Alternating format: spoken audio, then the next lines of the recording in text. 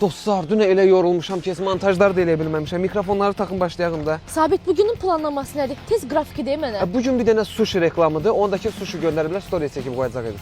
Vot tak, Sabit başla tez sushini çəkək.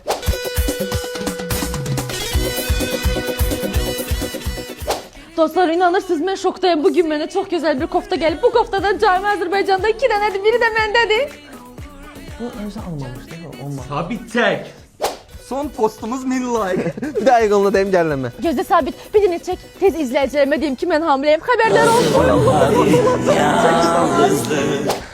Mən acdım, gedək bitki çörək yeyək də. Yey, amma yeməmişdən qabaq Sabit, bir dənə ged ora bizim tez storyimizi çək. Sabit, qəşəng rakuston götürə, qəşəng.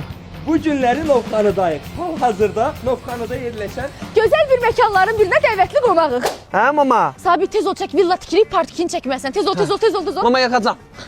Deməli, əziz izləyicilər, hər birinizi salamlayıram. Bildiyiniz kimi bizim villamızın demək olar ki, yarı tikilisi artıq hazırdır. Biz ticarət mərkəzinə birazdan yollanacağıq. Orada bütün təfərrüatları sizlə paylaşacağıq. İzləmədə qalın. Ay dostlar, başımıza bilirsiniz bugün nə gəlibdi. Deməli, Beyləqan yolunda gedirik. Birdən qabağımızda bir dənə inək çıxdı bizə. Mələrdə inanırsınız necə qorxmuşam. Hələ özümə gələ bilmirəm, Allah. Çox bizim. Sabit tez çək, Fatiməyə ətir almışam. Qoy izləyicilər görsün və bəyənsin. Əziz izləyicilər, yaxınlaşırıq Fatimənin yanına. Mən sənə ətir almışam. Ay da, mən bilirdim sən məni çox sevirsən dostlar. Görürsünüz mən necə qəşəng ətir alıbdı, Allah. Çox bahalıdır, çox. Dostlar, görürsünüz bahalı ətir alıbdı. Parfümlərin qoxusuna baxaq.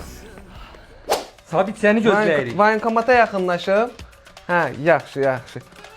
Dostlar, mənə əskər çağırırlar. Əskər getməliyəm mən. Sabit, əskər gedirəm nədir? Qaynanam dolma pişirib, bizi qonaq çağırıbdı. Gedirik onu pişirdiyi dolmaları çəkək, qoy cəmaət görsün ki, qaynana gəlini necə çox istəyir. Hələ desəm aşda dəmləyər.